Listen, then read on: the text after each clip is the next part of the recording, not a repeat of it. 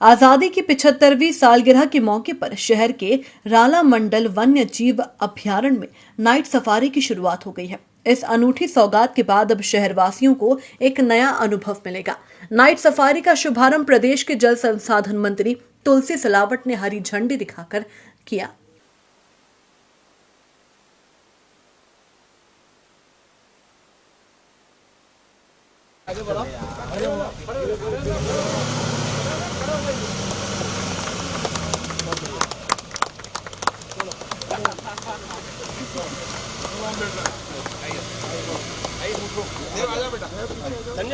जल संसाधन मंत्री तुलसी सिलावट ने नाइट सफारी का शुभारंभ किया। इस अवसर पर अन्नागिरी डीएफओ नरेंद्र पंडवा सहित वन विभाग के अधिकारी मौजूद थे। मंत्री तुलसी सिलावट ने इस मौके पर कहा कि नाइट सफारी इंदौर में पर्यटन के लिए एक नया आकर्षण है। उन्होंने वन मंत्री विजय शाह का आभार व्यक्त करते हुए कहा कि 30 जून को आयोजित बैठक में लिए गए निर्णय के अनुरूप उन्होंने नाइट सफारी की शुरुआत की है।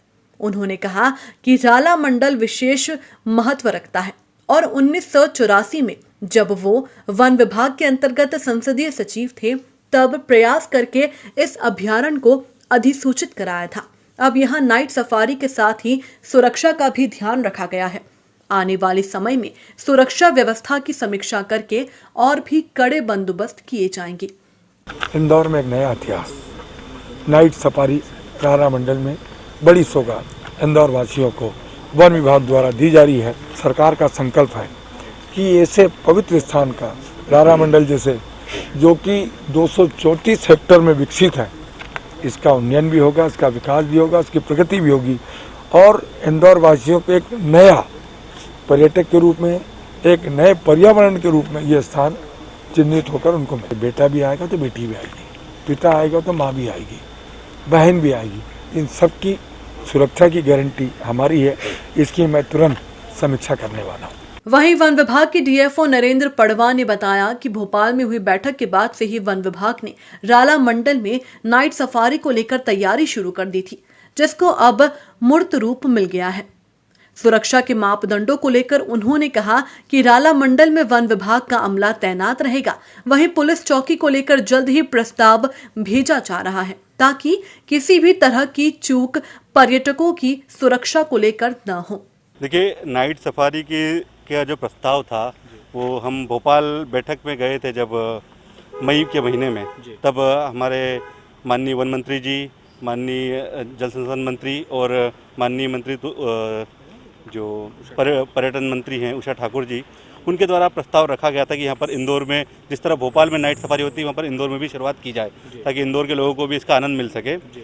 इसी के तारतम्य में हमने जब पिछली बैठक यहाँ पर इंदौर में आयोजित की गई थी, जो हमारे वन मंत्री जी और जल संसाधन मंत्री यहाँ पर आए थे, सांसद जी भी आए थे और भोपाल से भी हमारे वरिष्ठ अधिकारी PS महोदय, हमारे हॉप साहब, सभी लोग आए थे।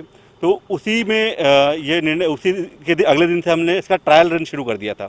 तो उस ट्रायल रन में हमें ऐसी कोई विशेष दिक्कतें नहीं आई है सुरक्षा की, पर फिर भी जैसा आप लोगों के द्वारा अवगत कराया गया, सुरक्षा एक विशेष मुद्दा है और ख़ास करके जब यहाँ पर पर्यटन लोग, जैसे आज माननीय मंत्री जी ने यहाँ पर औपचारिक शुरुआत की है, तो इसके बाद यहाँ पर स्वाभाविक है कि यहाँ पर सैलानी बढ़ेंगे और ज़्यादा से ज़्यादा लोग आएंगे।